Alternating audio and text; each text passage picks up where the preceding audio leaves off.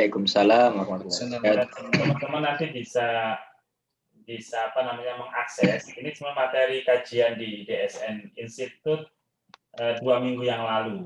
Jadi langsung dari Pak Arif Mahfud dari pasar modal. Menurut saya ini materi yang sangat komprehensif ya untuk mengenal awal tentang pasar modal syariah, mulai dari sejarah ya pasar modal syariah sejak zaman kolonial nih Ustaz Indra ya. Nggak tahu Ustaz Indra masih di mana tuh masih di Mahfud. Jadi ternyata yang menarik jual beli efek ya saham obligasi di Indonesia ini sejak tahun 1880 ini zaman Belanda ya. Bursa Efek Jakarta itu sudah 1912 Ustaz Indra berdiri. Jadi zaman kolonial itu sudah ada.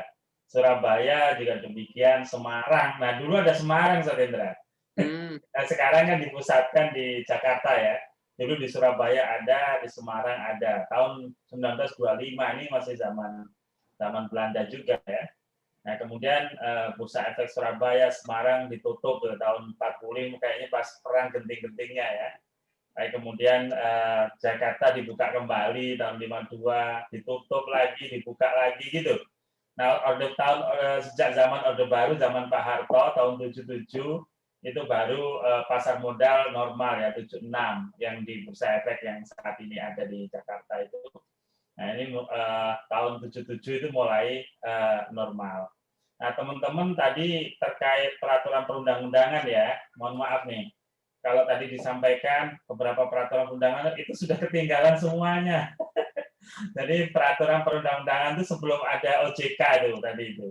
Jadi nanti tolong kalau membaca buku yang tahun 2016 ke sini. Kalau buku-buku yang lama peraturannya lama. Nah, ini yang baru ini semua peraturan perundang-undangan terutama terkait pasar modal dan pasar modal syariah. Sebenarnya lebih banyak lagi detailnya. Nanti tentang saham masih banyak turunannya, tentang obligasi turunannya ada, reksadana ada. Tapi setidaknya kalau kita nanti belajar pasar modal syariah, ya ini dasar-dasarnya ya yang utama. Nah, jadi tetap aja rujukannya tentang Undang-Undang Pasar Modal 95. Nah, Undang-Undang Pasar Modal 95 ini tentu nggak nyinggung-nyinggung syariah, dan syariah tidak tersinggung Ustaz Indra ya, karena saat itu belum berkembang gitu kan. Nah, oleh karena itu aturan-aturan syariah di mana tadi disebutkan di awal-awal itu sebelum ada OJK dulu yang mengeluarkan Bapepam LK ya, karena Bapepam LK itulah yang berwenang untuk mengawasi termasuk untuk membuat regulasi terkait pasar modal syariah. Tapi sejak adanya OJK Bapepam LK bubar, udah nggak ada lagi.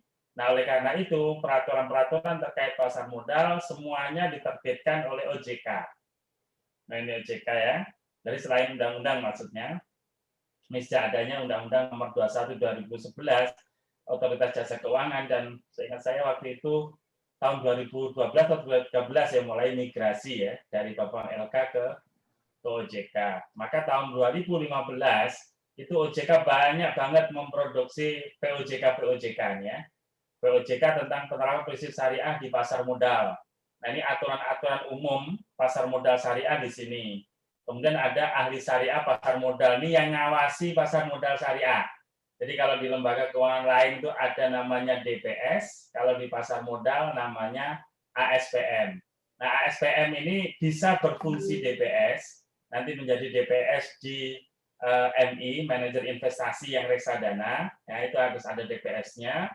Bisa juga ASPM ini berfungsi sebagai TAS, tim ahli syariah.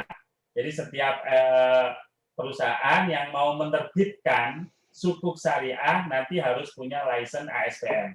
Nah, ini detailnya seperti apa ASPM ada di POJK 16. Adik-adik ini bisa ikut Ustaz Indra nanti pelatihan ASPM. Kalau udah punya license ASPM nanti bisa jadi DPS di manajer investasi ya MI, dan bisa juga menjadi pendamping penerbitan sukuk.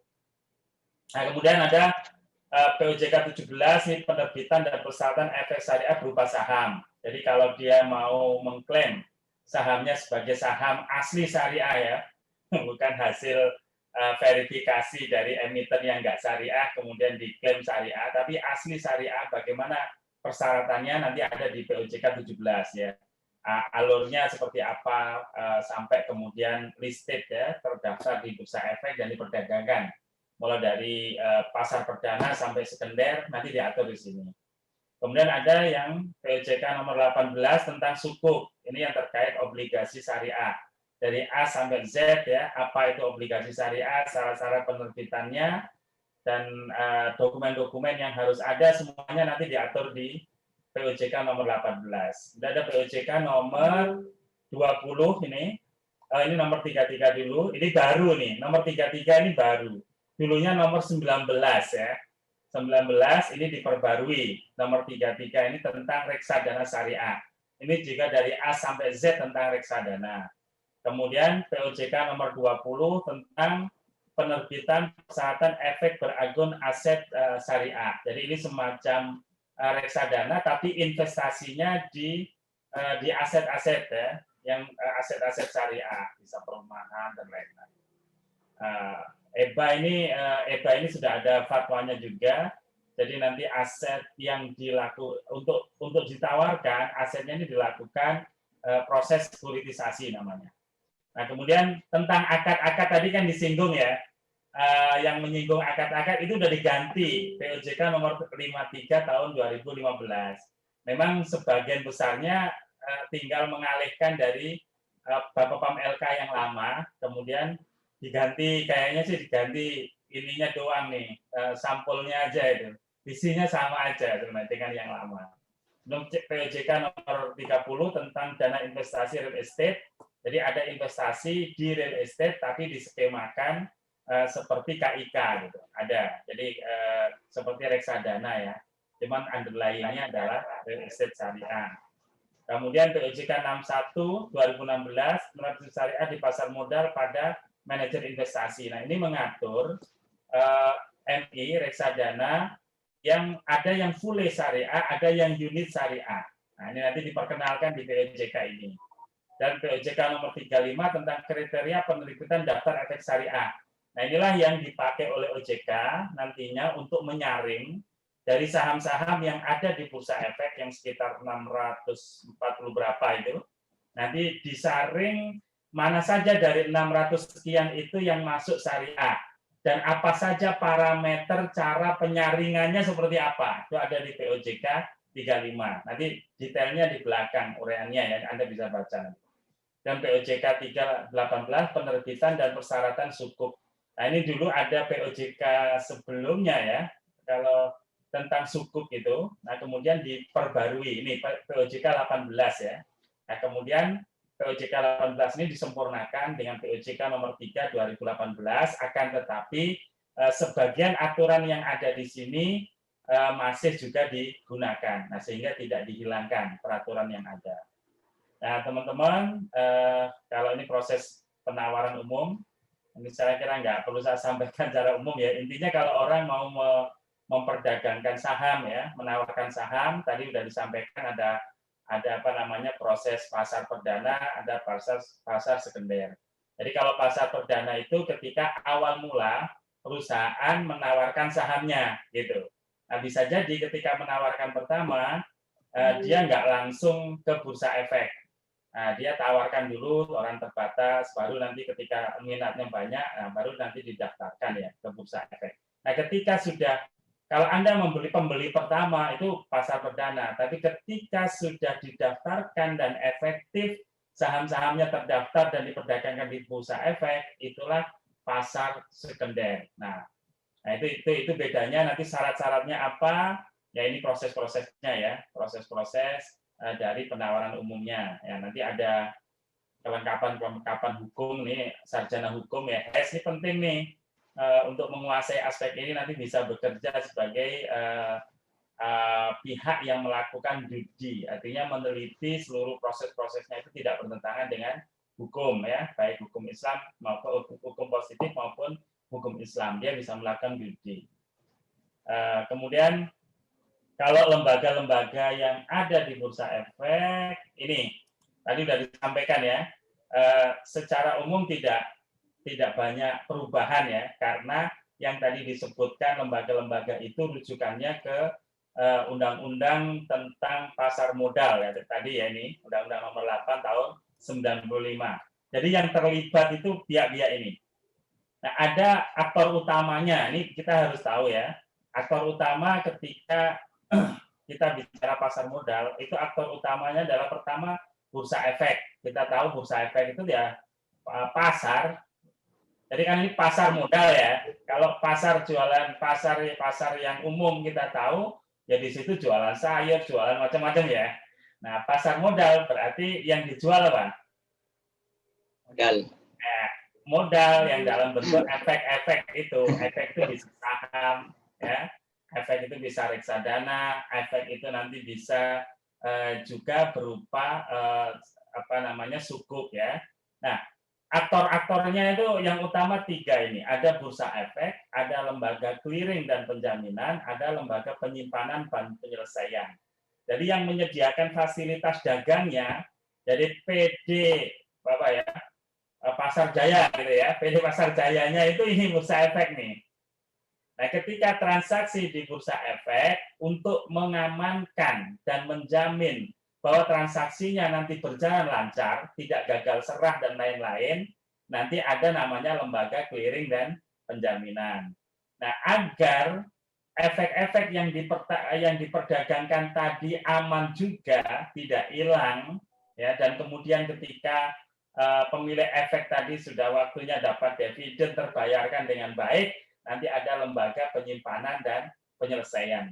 Jadi 3 lembaga inilah yang bertugas melancarkan proses perdagangan surat-surat berharga di pasar modal. Ini 3 hal nih. Nanti pendukung-pendukungnya di bawahnya ini lebih banyak lagi ya. Ada yang perusahaan efek. Ya, perusahaan efek ini bisa berfungsi sebagai penjamin emisi. Jadi kalau ada yang menerbitkan misalnya nanti obligasi ya, yang menawarkan ke orang-orang yang mau membeli obligasi atau saham nanti, dan kemudian dia menjamin kalau nggak laku dia yang nanti yang membeli misalnya, ya, itu ada penjamin emisi. Kemudian ada perantara pedagang efek, inilah yang dinamakan broker ya. Ini yang kita berdagang efek di bursa efek misalnya saham tidak bisa langsung, meskipun sekarang pakai online, sebenarnya kita wakilkan kepada perantara pedagang efek ini, broker. Nah, broker itu ya perusahaan efek yang di dalam perusahaan efek itu ya ada ahli-ahli yang memang tugasnya untuk membantu para pihak ketika dagang. Sekarang kan efek nggak seperti dulu ya. Zaman dulu saya kuliah itu pernah ke bursa efek, ya saya melihat di dalam gedung bursa efek itu orang bertransaksi secara manual dengan ya telepon-teleponan gitulah. Nah, kalau sekarang kan bisa di toilet ya, Mas Feni ya. Jadi cukup dengan akses di HP kita install, kita bisa dagang. Tapi kita dagang bukan dagang sendiri sebenarnya. Kita tetap wakilkan ke perantara pedagang efek. Kemudian ada manajer investasi. Nah, kalau manajer investasi ini untuk reksadana ya. Reksadana. Nah, apa sih bedanya nanti kita membeli efek saham dan reksadana? Kalau saham itu kita direct trading saham, ya. Kita membeli saham langsung dengan segala risikonya. Kalau manajer investasi, ini orang yang ahli untuk menginvestasikan dana kita, uang kita, baik nanti di saham, di reksadana, pasar uang dan lain-lain. Nah, kalau misalnya reksadananya saham, berarti portofolio investasinya ke saham. Nah, bagi yang belum ngerti bagaimana cara trading saham, punya duit banyak, percayakan aja ke manajer investasi. Nah, inilah nanti dalam bentuk reksadana saham, gitu ya. Oh, saya pengennya aman karena saham itu naik turun. Oke, ngambil aja nanti ada paket reksadana sukuk gitu ya, yang imbal hasilnya tetap. Nah, banyaklah macam-macamnya nanti dipelajari di sini. Kemudian ada wakil perusahaan efek. Nah, ini orang-orang ya, orang-orang yang memang kerjaannya membantu dalam proses pasar modal syariah, proses perdagangan, proses macam-macam, terutama perdagangan. Nah, ini ada namanya profesi-profesi. Nah, ini ada WPEE.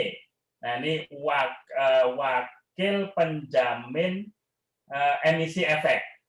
Wakil penjamin emisi efek. Jadi kalau ini adik-adik mahasiswa ini nanti ikut pelatihan ya untuk menjadi wakil penjamin emisi efek, nanti kerjaannya di underwriter. Ya, ketika menerbitkan sukuk itu ada penjamin yang dia yang mengarrange untuk membantu perusahaan yang mau menerbitkan sukuk, dia yang memasarkan, bahkan nanti kalau dia bisa juga menjamin untuk membeli jika tidak ada yang membeli. Nah, ini ada WPEE. Kemudian ada WPPE. Nah, ini P-nya 2 ya. Ini wakil perantara pedagang efek. Nah, inilah nanti yang kerjaannya di broker, perantara pedagang efek. Jadi yang dagang, yang kerja di situ harus punya sertifikat. Dan ini nggak sembarangan kita lulus langsung bisa kerja di situ. Nanti ikut pelatihan ya di Bursa Efek, di sana ada lembaga trainingnya. Nanti kalau lulus sesuai dengan apa yang kita tekuni dapat profesi ini. Kemudian ada WMI, Wakil Manajer Investasi. Ini yang di reksadana. Nah, ini yang di reksadana. Kemudian ada WAPED. WAPED ini Wakil Agen Penjual Efek Reksadana. Jadi kalau ini yang memasarkan reksadana itu khusus ada asosiasinya dan ada profesinya. Oke. Kemudian ada lembaga penunjang, Biro Administrasi Efek. Ketika orang menerbitkan saham, itu butuh lembaga khusus yang membantu mencatat ya. Misalnya nih yang beli saham siapa aja, yang pesen saham siapa aja, nanti menata bukukan, itu ada Biro Administrasi Efek. Kemudian ada kustodian, ini bank yang membantu nanti untuk menyimpan efek-efek yang akan diterbitkan. Nah, itu. Kemudian ada wali amanat. Nah, wali amanat ini lembaga yang menjadi perantara ketika akan menerbitkan obligasi termasuk sukuk gitu. Jadi perantara antara perusahaan yang menerbitkan sukuk dengan investor. Ya, yang mengarrange ini adalah wali amanat. Jadi wali amanat ini dua kaki nih, ya. Satu kaki ke investor, kaki satunya lagi ke penerbit sukuk. Nah, ini peran wali amanah ini luar biasa. Biasanya wali amanat ini bank ya, bank-bank buku 4 gitu. Bank buku 3 juga udah boleh ya sekarang BSI itu sudah bisa menjadi wali amanat. Kemudian untuk proses orang mau perusahaan mau menerbitkan saham, sukuk, reksadana, nanti ada profesi penunjang lainnya, akuntan ya untuk keuangan, konsultan hukum untuk memastikan bahwa perusahaan itu bukan perusahaan yang cacat hukum ya, aset-asetnya juga tidak bermasalah secara hukum. Kemudian ada penilai ini yang merating, kira-kira perusahaan ini rankingnya berapa gitu ya. Nanti layak untuk dijadikan objek investasi atau tidak. Nanti ada penilai ini. Misalnya ada perusahaan Pevindo ya, itu yang tukang nilai. Ada notaris ini yang membackup untuk urusan perjanjian, profesi lain, dan termasuk terakhir ahli syariah pasar modal. Ini yang tadi saya sampaikan. Nah, bursa efek tadi pemodalnya bisa domestik, bisa asing ya.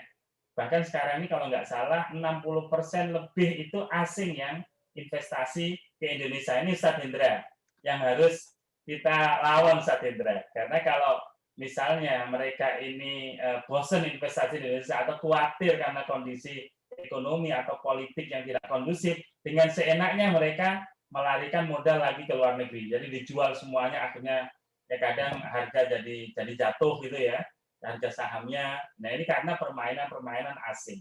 Apalagi kalau asing itu memang berniat untuk melakukan spekulasi ya. Nah, bisa ekonomi Indonesia gonjang-ganjing kayak dulu ya tahun 98 itu Satendra ya. Nah, itu diantaranya permainan pemegang saham asing. Nah, kemudian ada penasihat investasi, artinya kalau kita itu ingin investasi, kemudian kita tidak tahu bagaimana cara harus berinvestasi, itu ada orang-orang yang memang dedicated sebagai konsultan investasi. Kemudian ada baik dalam bentuk perorangan maupun perusahaan. Nah, kemudian ada perusahaan pemeringkat efek tadi yang penilai ya. Jadi misalnya saham ini saham yang diterbitkan ini kira-kira perusahaan penerbitnya nilainya berapa gitu, sehingga orang nanti oh nilainya AAA, oh berarti itu bagus. Kalau BBB atau CC, oh itu jelek. Itu ada lembaga pemeringkatnya.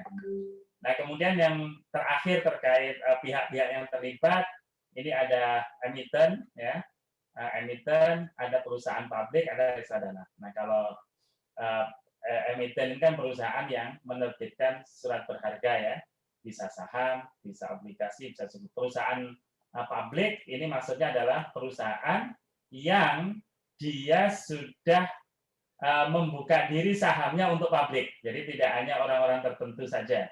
Nah, udah publik, bahkan bisa jadi nanti ada perusahaan publik yang listed di Bursa Efek, ada yang tidak. Misalnya Ustaz Hendra, Bank Muamalat itu TBK Ustaz Hendra, ya. Tapi sahamnya tidak listed di Bursa Efek. Sahamnya dipegang lebih dari berapa? 300 ya. Nanti masuk kategori perusahaan TBK, tapi tidak listed. Nah, beda dengan BSI yang dulunya BRI awalnya, ya. Itu perusahaan yang sudah TBK dan listed di Bursa Efek. Dan ada perusahaan reksadana. Nah, ini aktor-aktornya. Nanti kalau kita dalami ya panjang lebar, ya. Ini kalau diuraikan bisa sekitar 2-3 jam lagi, Pak Hendra, ya. Intinya aktor-aktor peraturan perundang-undangan ini mohon nanti dibaca, ini nanti saya share ya di grup gitu. Nah, kalau mau mendalami nanti masing-masing produk juga ada saham, ada reksadana, ada sukuk, masing-masing memang memerlukan waktu yang panjang. Tapi intinya yang ingin saya sampaikan, untuk saham, antara saham syariah dan saham konvensional, prinsip-prinsip filosofi dasarnya nggak jauh berbeda. Karena sama-sama berdasarkan akad musyarakah nih, Ustaz Hendra, ya, sirkah musahamah. Jadi kepesertaan pola sirkah, masing-masing menanamkan porsi modalnya. Jadi kalau kita membeli saham, ya kita memiliki perusahaan itu, gitu. Kita menjadi mitra syarik dari mitra-mitra yang lain dalam sebuah sirkah. Mau konven, mau syariat, prinsipnya sama. Nah, sehingga kalau sudah waktunya nanti bagi hasil, ya, dari pendapatan perusahaan, nah, dinamakan dividen kan, ya. Di syariah juga ada dividen, di konven juga ada dividen. Di syariah saham juga bisa dijual, di konven juga sama. Nah, yang membedakan secara prinsip adalah kegiatan usaha perusahaannya. Nah, ini nanti yang penting, ya. Jadi kalau saham syariah nggak boleh ada di perusahaan itu ada riba, ada gharar, maisir, ya larangan-larangan syariah, semuanya itu harus dijauhkan. Sementara kalau konven, selama tidak bertentangan dengan undang-undang, nggak masalah, ya. Makanya kemudian saham gimana? Saham minuman yang memabukkan boleh nggak? Ya kalau konven selama ada izin negara perusahaannya nggak masalah. Tapi kalau syariah meskipun undang-undang tidak melarang, secara syariah tetap dilarang. Nah, ini cara ya menyaring. Saya kira adik-adik udah tahu saham yang konven tadi yang saya bilang 600 sekian itu, kemudian disaring menjadi 430 berapa 8 atau berapa, itu melalui saringannya. Pertama persoalan bisnis screening. Jadi nggak boleh di dalam kegiatan bisnisnya itu ada perjudian, perdagangan yang dilarang, yang ribawi, gharar tadi itu nggak boleh, itu bisnis screening. Yang kedua financial screening. Jadi keuangan perusahaan. Nah, ini di Indonesia masih ada toleransi nih.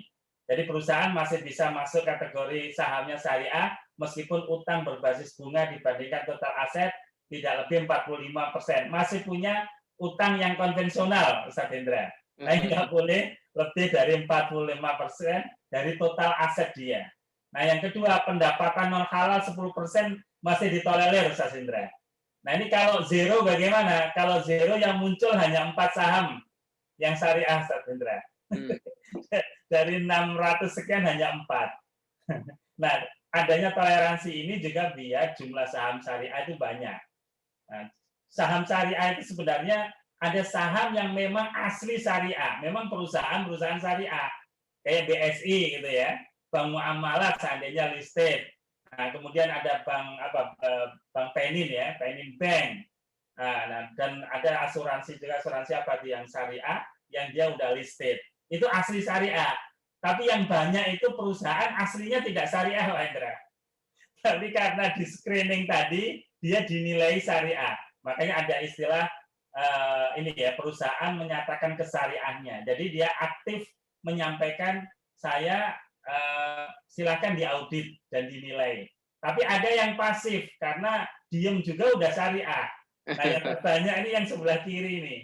Nah dua-duanya nanti masuk di daftar efek syariah. Baik yang aslinya syariah maupun yang aslinya nggak syariah tapi disyariahkan. Nah tadi bagaimana cara mensyariahkan, ini prosesnya. Itu. Oke, saya kira itu. Kalau sukuk ini agak panjang ya. Kalau sukuk itu, kalau di konven kan sukuk surat utang ya. Nah, surat utang kemudian dikasih kupon bunga. Nah, isu syariahnya di sini. Nah, nanti ketika di syariah, sukuk ini disyariahkan dengan skema akad-akad yang syariah. Nah, misalnya akad mudharabah. Artinya apa? Penerbit sukuk itu punya kegiatan usaha yang ditawarkan ke investor sukuk. Nanti uang yang diperoleh dari penerbitan itu diinvestasikan kemudian dengan sistem bagi hasil. Ada kalanya dengan ijaroh gitu ya, dengan wakalah. Nah, jadi berbeda dengan konvensional. Nah, terakhir yang penting reksadana tadi sudah saya sampaikan.